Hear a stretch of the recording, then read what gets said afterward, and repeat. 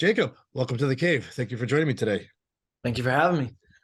Exciting times, man. Listeners, viewers to this interview, they're going to see you as Peter on Showtime's Let the Right One In. Man, that show's been getting a lot of hype and everything. What's your thoughts about all this? I mean, I think that a lot of the people that I got to work with on that really, I mean, I've seen how much work they've put in, and I'm so happy to be able to see that it's getting so much positive praise for like the writer and the showrunner alike, and a lot of the other actors that I got to work with. They've just all been amazing. That's awesome. Man. We're going to jump more into the show in a little bit, but I was trying to do some research on you, and I can't find a lot of things on you, but the one question I have for you is what made you get into the acting world? What made you go for this? So my family's always been pretty big into the whole acting thing. Like my dad originally was an actor, now he's a writer, director, producer, and my mom's a casting director. So Okay. when I was 7, my mom was looking for a 7-year-old boy that could cry, and I used to cry and cry and cry about dinosaurs and how I hated the carnivores and all that fun stuff. So I went in, tried, and absolutely fell in love with it. Wow. Was there like, were you like, you said your parents were into the entertainment industry, but was there like somebody else that you're like a TV show or a movie that also that was one of your favorites? You were like, oh my God, like, yes, this is what I want to go for. You know, surprisingly, a lot of my favorite TV shows have been animated shows. Okay. I loved Avatar: The Last Airbender. I loved Arcane, if you've seen that on Netflix. That one's really great. And then I also then moving into other sides is like Euphoria, Westworld. I've enjoyed how Okay. much creative liberty they've taken with those. Wow. Have you thought about voiceover work too? I have. If I get the opportunity to go into it, I totally would. Even voicing for like a video game character. That sounds So, pretty fun. are you a big video game fan? Yeah, no, Yeah. I've been playing video games with my brother for basically my whole life. Yeah. What's your system? What's your favorite game these days? Ooh, obviously Minecraft. I mean, that's always a great one. I've been playing a lot of Valorant, if you know what that is, and also League of Legends. Oh wow. What system do you enjoy? Uh, Actually, I used to be Xbox, then did a little bit of PS4 here and there with some Yeah. friends, and now PC. Wow, that's awesome. What do you enjoy more now, Xbox or PC, you think? A lot of people like the PC gaming. Yeah, I originally when I was playing on Xbox, I was like, no way playing on PC would be better. And now anytime I play on a controller, I'm like, how did I used to aim with this? This is crazy. There's no way. It feels so difficult now. That's awesome. So yeah, let's talk about your series, Let the Right One In. How were you approached for the show? Tell us about it. So originally it just came as an audition, and I didn't really get to know much about it, and I hadn't seen the original film before. Hmm. But as I started to kind of move along and got to the point where I ended up getting the role, I ended up out in a cabin with some of my friends, and we found that there was a DVD of the Swedish film of Let the Right One In. And I was like, we Uh, have to watch this. And finally, I kind of got to see what this story was really based off of. And then coming in and reading the scripts, it was really great to see how it was adapted to from like an hour and a half to like 10 hours. right. Now, was this a live audition or was it like through Zoom or self-tape?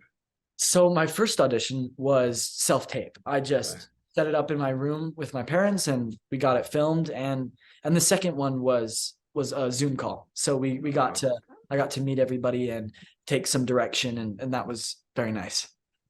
I mentioned you played Peter. What kind of description were you given for Peter? Hmm.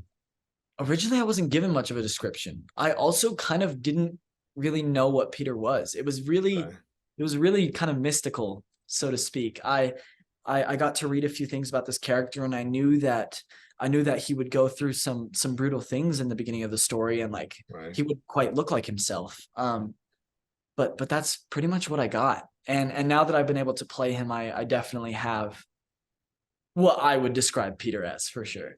Right. Now I know it was based off a movie, but it's also based off a novel. Did you like try to read the novel or anything? Is your character in the novel, or was he created for the show, the movie? So my character is completely created for the show. Okay. Every other adaptation, it doesn't have Peter Logan. Yeah. So in the show, it starts to take you down some new routes and some new avenues, which I really enjoy. I don't think they've really been done in a vampire space before, especially in Mm, the way that the showrunner's been doing it. And Yeah. so being able to read it, I've always loved vampires, but it's really cool to be able to see vampires in such a human story. Instead of looking at the things that make them so different from being human, it's looking at the things that make them similar to humans and how they don't get to be human. What do you think the fascination is with like the vampires? Because people love the movies and the shows. I think originally what it was just the romance of oh my gosh, there's a vampire and they Yeah. could turn at any moment. But as I've been able to watch it progress and see some new things that are coming out, I think one of the fascinations is that they look like us, but they aren't us. It's like it's one of those things that as you're watching the story, there's so much mystery because every character that you see, you go, wait a minute. And you kind of start to question your own idea of what is going on. And especially like if people tune in to watch this show, it's like this show is a little more dark compared to other shows we've seen before. Yeah, 100%. But I think the way in which it's dark, I really enjoy because I've seen some films that take it all the way, and I'm like, whoa, maybe I didn't need that much. And the amount that Let the Right One In does, I feel like it's, I guess for lack of a better word, tasteful. Yeah. It's there to really progress the story and let you understand the stakes, but it's not there to just make you go, ooh, oh my gosh, like what the heck? Right. So like throughout the series, like in the beginning, you see your character, he goes through a lot, like he loses his father early season, like how do you describe like the emotions for your character throughout the first few episodes? I actually really enjoyed that because it's a very interesting kind of dilemma seeing how much Peter has been relying on his dad for so long, but to also see the things that kind of went wrong and were strained in their relationship. And part of the reason why I also really enjoy the writing is that the characters have flaws. Is that maybe the amount that I disliked my father wasn't what he deserved. Like he really did care about me and he was trying to progress and get me better and just give me a life that I didn't quite get to have. And I kind of returned with a lot of harsh negative emotions. But I mean that's kind of how real life is. So I Right, enjoy right. writing that can be so grounded in reality. And also we see you with Grace, which plays Claire, your sister. Uh, like I don't know if like you want to see like you guys butt heads through the show, but there's a lot of like emotions with you two.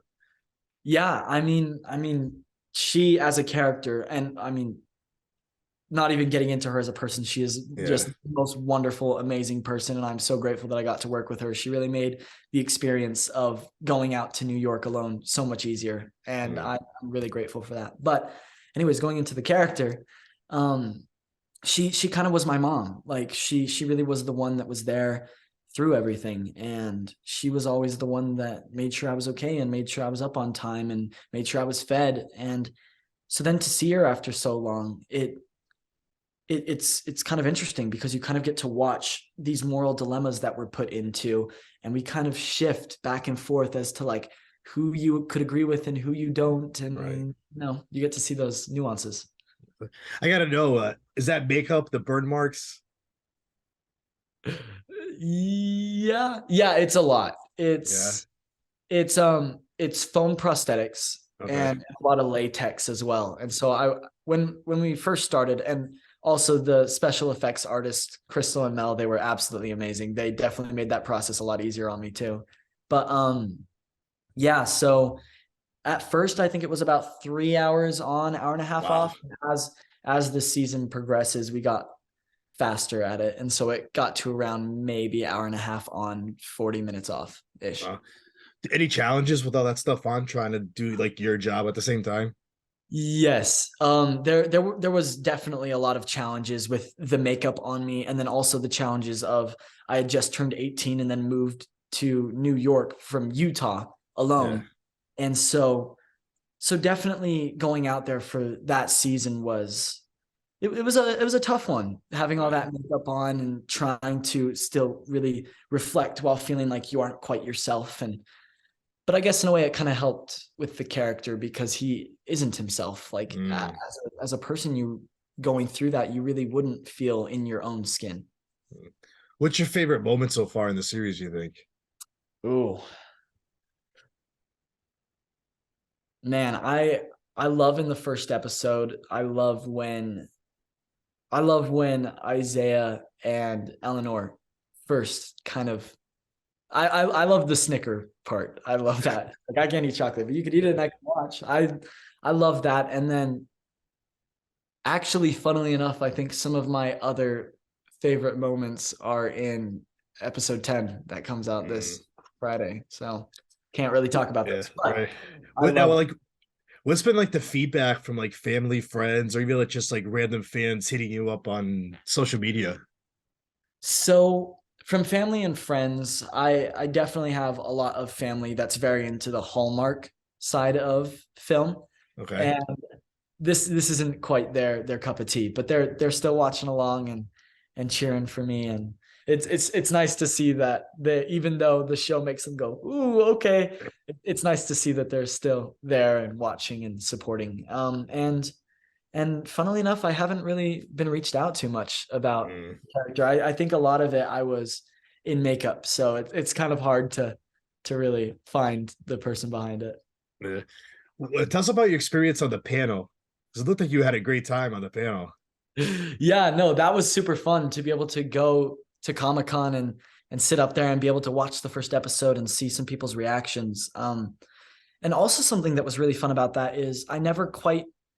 I mean, obviously there were moments where I was working with other characters in the show and Yeah. kind of got to hear their take on their character, but to then go up on the panel and really hear what the character means to them, Mm, it was very cool to be able to see that a character that's meant so much to me could affect somebody else's character that means so much to them. was that the first time you've ever been to like a Comic Con? Yes, yeah. Yeah. I'm surprised though because I've always been pretty big into video games and a bunch of that whole area. So I'm surprised I haven't been before.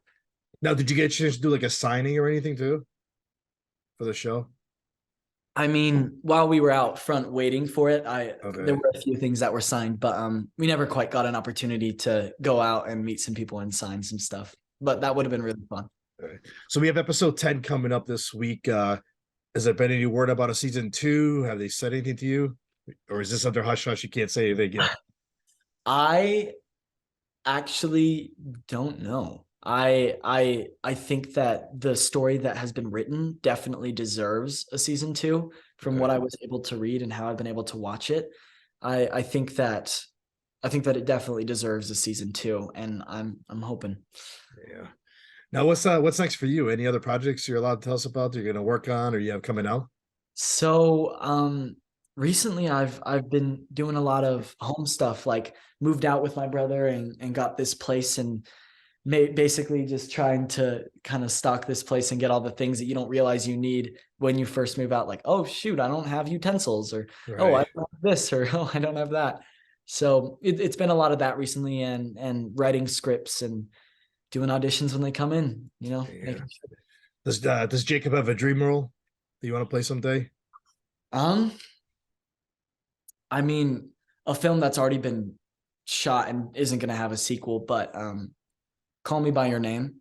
Uh, I love Elio. I like. I think Timothy Chalamet is one of my favorite actors. He just feels so calm in front of the camera, and that's something I would love to be able to learn and kind of put into the work. Because watching him, there's never a moment where I'm taken out of it. He's just really great at that, and I think that film just brings up a lot of really cool opportunities and moments that I haven't been able to experience in acting that I would really love to.